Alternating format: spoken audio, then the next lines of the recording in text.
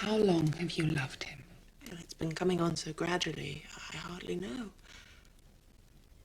But I believe I must date it from my first seeing his beautiful grounds at Pemberley.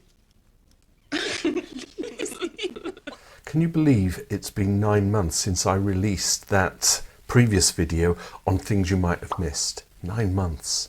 I kept promising myself to do a follow-up, and I was sure there must be some other hidden gems for observation. Indeed, there are, and from my previous video, so many of you had pointed them out. I'll probably include those ones in this video too. The first batch of scenes relate to the first event being held in Meryton at the Red Lion. Bingley and his party have just arrived, and Mrs. Bennet is explaining who they are to Lizzie and Jane. You see that gentleman there? Lady Lucas has just told me he's Mr. Bingley's oldest friend. The camera turns and gives us a fleeting glimpse of Caroline and Darcy whispering to each other. Oldest friend. His name is Darcy. And he has... I'm not going to put words in their mouths. I'll let you decide what the conversation is that's going on. But I feel they're either saying how insupportable it is to be there, or Anna Chancellor is saying to Colin Firth, should we hit the pub after filming? We'll never know, right?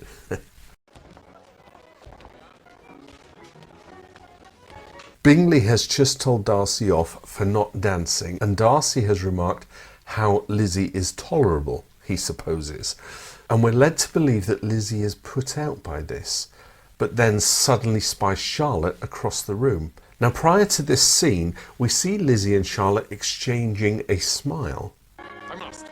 I hate you standing about in this stupid manner. Come, you're much better dance. To me, and it's just my impression of what I'm observing, it looks like Lizzie makes a decision to find a way of walking right past Darcy whilst giving him a glance that might suggest that she doesn't care what he thinks. She heads over to Charlotte and they obviously start talking about Darcy, since they both look over at him.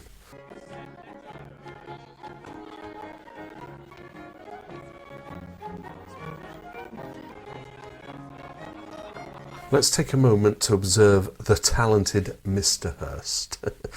For the most part, he's shown as either totally flaked out, sleeping, or drinking, be it pouring a glass himself or asking for his glass to be topped up. There are a number of scenes, though, where he's given just a few lines of dialogue, and I wonder if this allows us to see his character.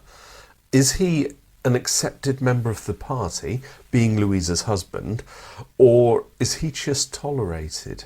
Had a very sport today or not? Well, aye, very true. Damn tedious waste of an evening. You prefer reading to cards, do you? Singular. But I was amazed to see him dancing. I know, right? He doesn't always sit there drinking or eating or playing cards. He actually gets up and has a wee dance with his wife. In this scene, the fabulous Lucy Briars perhaps gives us another little insight into Mary's character.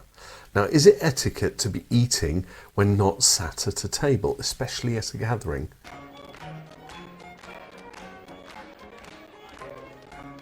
Why is she eating when no one else is and out of her hand? I think it's wonderful. What are your thoughts?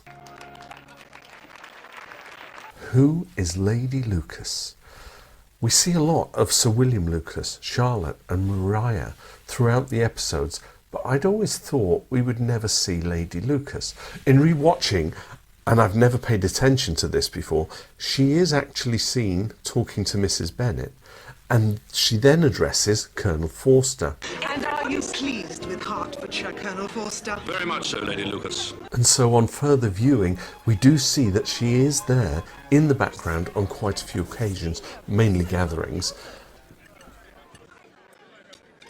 Has Sir William Lucas embarrassed himself?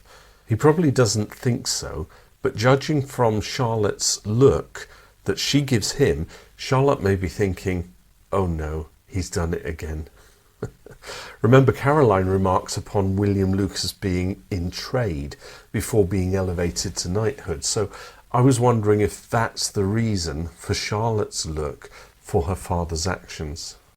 I should be happy to introduce you there, you know, at any time when I'm in town. You're too kind, sir.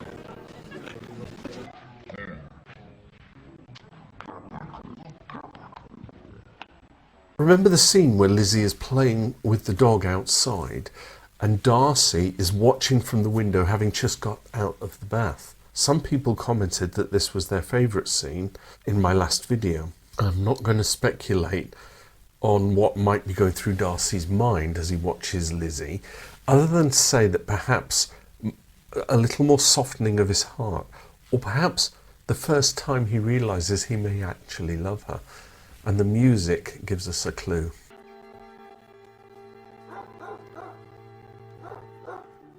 Now, if you're sat in a chair, engrossed in reading, and someone stands right in front of you, leans over you, you'd probably look up, right?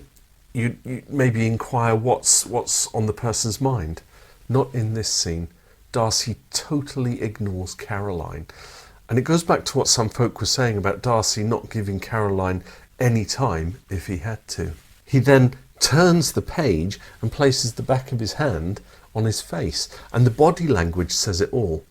It's not a background scene, but it does give us a little more insight into Darcy's character and perhaps his relationship with Caroline. Mr. Collins at the dinner table explains that only a lane separates the garden of his house to Rosings Park. Is Mary being polite, or is she having some grand machinations? The garden in which stands my humble abode is separated only by a lane from Rosings Park. Only a lane, eh? Oh, fancy that, Lizzie. Rejecting Mr. Collins, and Charlotte arrives, there's this little scene where Lydia and Kitty beg Charlotte to take him away for dinner. Is this the moment Charlotte, and I'm not saying she's scheming, is this the moment she suddenly has her epiphany? Is she thinking maybe she has found someone to secure her future position, or is she thinking she might have an idea to save the Bennets' embarrassment? Let me know your thoughts on this one. Whatever it is, it's certain to me that she's making a resolution of sorts. Who is Mary King? In chapter 27 of the book, we learn that Mary King is a resident of Meryton. She dances with Charles Bingley at the Meryton Assembly, and that's in chapter 3. But she's not mentioned again until she inherits £10,000 from her grandfather, becoming an heiress. Now, as a member of Meryton, then, we can assume that Mary King is known by the Bennets. Apart from seeing her dance with Wickham, there is this fleeting scene where we see Mary King looking at Charlotte and Jane, and she kind of looks them up and down. It just adds that tiny little bit more to her backstory, I think. Mrs. Gardiner, one of my favourite characters for her wisdom and lack of nonsense. In this following scene, I'm trying to read between the lines regarding her relationship with Mrs. Bennet.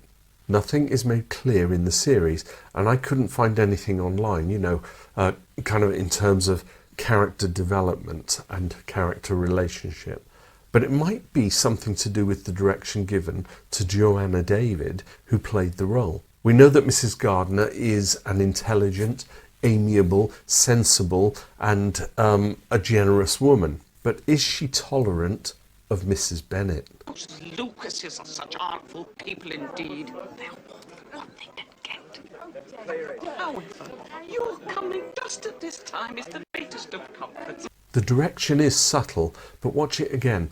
Mrs. Bennet is talking about the artful Lucases, and Mrs. Gardiner takes a deep breath. Now, is she holding back her feelings? Then when Mrs. Bennet touches her arm, we see her kind of brush it away, or at least brush away what was the feeling. And I'm probably reading too much into it, but the body language is there. I may have touched upon this in my previous video about Darcy's gentler side, but in the next scene, Darcy has paid Lizzie a visit and they are engaged in conversation. While discussing distances and not wishing to be too close to Longbourn, it appears to me that Darcy may have let his guard down and instantly realises it. You would not wish to be always near Longbourn, I think.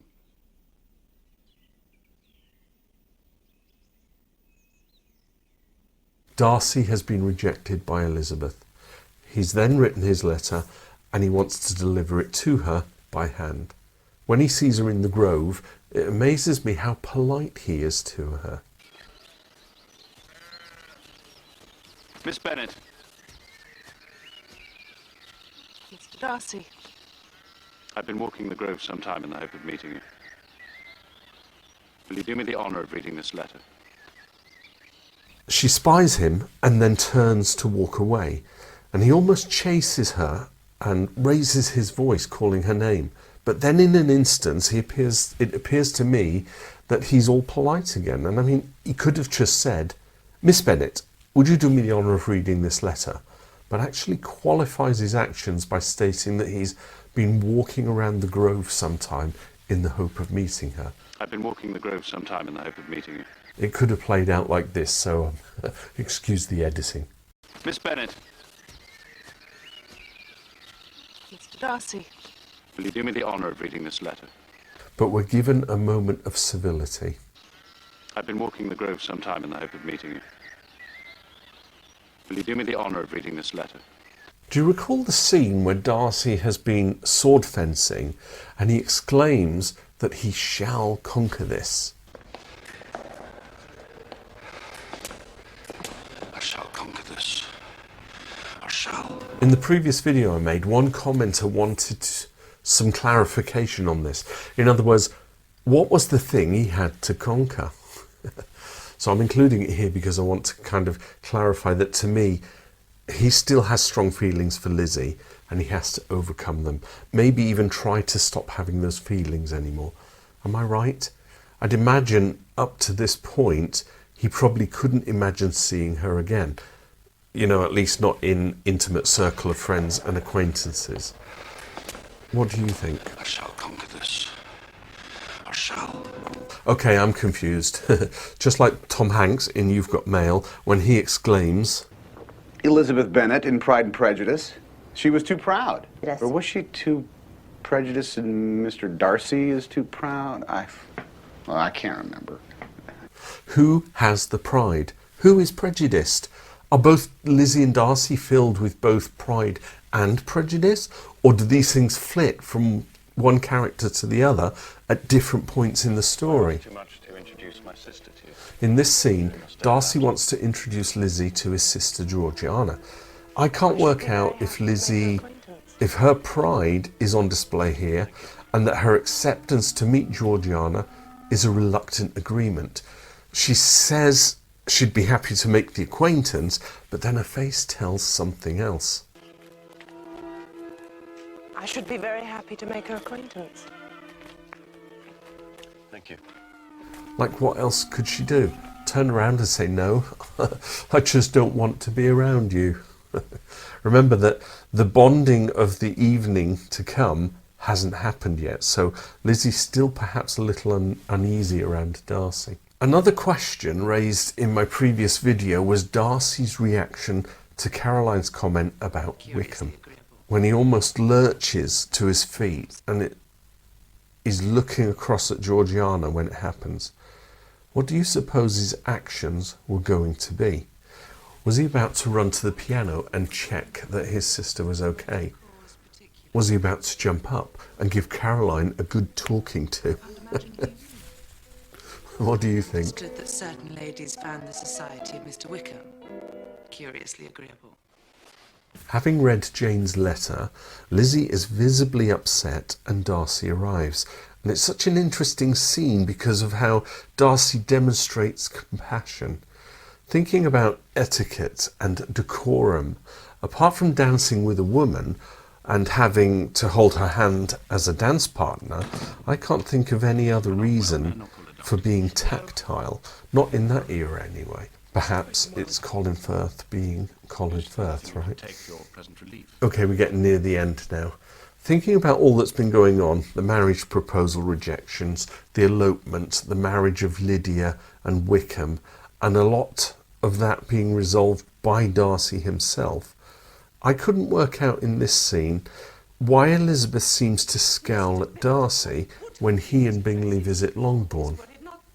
Initially it looks like they're trying to make eye contact with each other, and maybe when Darcy looks away, Lizzie is angry that he's no longer looking at her. It's just a strange scene because she knows what he's provided and given for the family, and yet she's standing there. I find this scene quite moving. It's clear to me that Lizzie is Mr. Bennet's favourite daughter, at least in this portrayal from the 1995 adaptation. Actually, it's obvious, isn't it? They're peas in a pod. The father and daughter bond is strong with these two. But Benjamin Whitrow seems to give a moving portrayal of a father who is losing his cherished daughter. I can almost see tears in his eyes. And so it's the wedding day. The camera does quite a bit of panning of the congregation during the ceremony, but it's the eyes again. Charlotte looking at Mr. Collins, which seems to be followed as a kind of juxtaposition with Mr. and Mrs. Gardiner and their own understanding of what marriage is. And in the fear of God, duly considering the causes for which matrimony was ordained. But Charlotte's look at Mr. Collins, it's like, go on then, mate, live up to that. And in the fear of God, duly considering the causes for which matrimony was ordained. Well, that's it. A bit of fun revisiting the series once again. Remember, I'm not telling it how it is or how it's actually supposed to be. It's just my perception, and I may well be seeing things incorrectly, but hopefully you've had some fun watching these clips with me. But I'm sure you'll drop a comment and let me know. If you haven't already seen it, you can check out this video where I visit some of the locations from the 1995 production. I've also created this playlist which contains all of my Pride and Prejudice videos. Might be worth a watch. Thanks for watching, and I'll see you in another video. Bye for now.